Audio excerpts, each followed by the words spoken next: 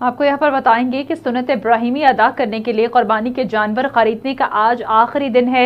मवेशी मंडियों में क्या सूरत हाल है, इस पर मजीद जानते हैं जड़ावाला से वॉइस न्यूज के नुमाइंदे मियां आबिद हुसैन से। जी बताइएगा आबिद। हाँ जी बिल्कुल, आज आखिरी दिन है मंडी का।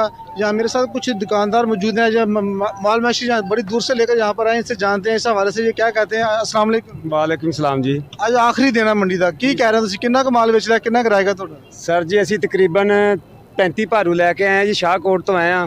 25000 ਰੁਪਇਆ ਕਿਰਾਇਆ ਸਾਡਾ ਬਣਿਆ ਜੀ ਆਉਣ ਦਾ, ਇੱਥੇ ਜਿਹੜਾ ਜਾਨਵਰ ਲੈ ਕੇ ਆਏ ਆ। ਤੇ ਲੇਕਿਨ ਕੱਲ ਦੇ ਅਸੀਂ ਆਏ ਆ ਤੇ ਸਿਰਫ ਇੱਕ ਜਾਨਵਰ ਵੇਚਿਆ ਜੀ। ਤੇ ਕੋਈ ਸਮਝ ਨਹੀਂ ਆ ਰਹੀ ਵੀ ਸਾਡੇ ਨਾਲ ਕੀ ਬਣੇਗਾ ਜੀ। ਕੋਈ ਜਾਨਵਰ ਨਹੀਂ ਲੈ ਰਿਹਾ ਹੈਗਾ, ਨਾ ਕੋਈ ਗਾਹਕ ਆ ਰਿਹਾ, ਕੋਈ ਆਂਦਾ ਵਾ ਤੇ ਚਸਕਾ ਲੈ ਕੇ ਮਸਲੂਨ ਚਲੇ ਜਾਂਦਾ ਵਾ। ਕੋਈ ਜਾਨਵਰ ਸਾਡਾ ਸੇਲ ਨਹੀਂ ਹੋ ਰਿਹਾ, ਬੜੇ ਪਰੇਸ਼ਾਨ ਆ ਜੀ। ਇਹਦੇ ਉੱਤੇ ਸਾਡੀਆਂ ਸਾਰੀਆਂ ਆਸਾਂ ਉਮੀਦਾਂ ਨੇ ਜੀ, ਪਤਾ ਨਹੀਂ ਕੀ ਮਾਮਲਾ ਸਾਡੇ ਘਰਾਂ ਦੇ ਨੇ ਜਿਹੜੇ ਅਸੀਂ ਇਹਨਾਂ ਦੇ ਤੱਕ ਕੇ ਆਏ ਆ। ਤੇ ਲੇਕਿਨ ਜਿਹੜੇ ਅੱਲਾ ਹੀ ਇਹ ਬਿਹਤਰ ਕਰੇ, ਲੇਕਿਨ ਫਿਲਹਾਲ ਕੋਈ ਐਸਾ ਕੋਈ ਰੁਕਨਮਾਨ ਜਾਂ ਕੋਈ ਨਜ਼ਰ ਨਹੀਂ ਆ ਰਿਹਾ। ਕੋਈ ਜਿਹੜਾ ਸਾਡੇ ਵਿਕੇਗਾ ਅਖਰਾਜਾਤ ਵੀ ਨਹੀਂ ਪੂਰੇ ਹੋ ਰਿਹਾ ਜੀ। ਇਹ ਵਿਕੇਗਾ ਤੇ ਸਾਡੇ ਅਖਰਾਜਾਤ ਪੂਰੇ ਹੋ ਗਏ ਜੀ। ਜਿੰਨੇ ਤੇ ਅਸੀਂ ਜਾਨਵਰ ਲੈ ਕੇ ਜਾਨਵਰ ਲੈ ਕੇ ਹਜੇ ਤੱਕ ਇੱਕ ਜਾਨਵਰ ਸਿਰਫ ਆਖਰੀ ਦਿਨ ਅੱਜ ਆਖਰੀ ਦਿਨ ਆ ਜੀ। ਕੱਲ ਦੇ ਅਸੀਂ ਆਏ ਆ, ਸਾਰੀ ਰਾਤ ਵੀ ਗੁਜ਼ਾਰੀ ਹੈ ਜਾ ਕੇ। ਹੁਣ ਦਿਨ ਵੀ ਤਕਰੀਬਨ ਅੱਧਾ ਗੁਜ਼ਰ ਗਿਆ ਵਾ।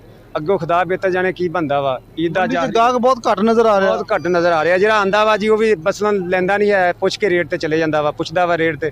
ਜਿਸ ਤਰ੍ਹਾਂ ਚਸਕਾ ਲੈਣ ਵਾਲੀ ਗੱਲ ਆ, ਉਸ तरह ਹੋਰ ਕੋਈ ਗੱਲਬਾਤ नहीं है जी। आज बिल्कुल इनका यही कहना है कि अगर कोई कस्टमर आता है तो यहाँ पर चस्का प्रोग्राम करता है, देखता है, पूछता है, उसके बाद चला जाता है। तो इनका यही कहना है कि इस दफ़ा जो मंडी का रेट है वो महंगाई की वजह से लोग समझ रहे हैं कि शायद ज़्यादा है, लेकिन इतना ज़्यादा भी नहीं है जितना लोग समझ। ईद कुर्बान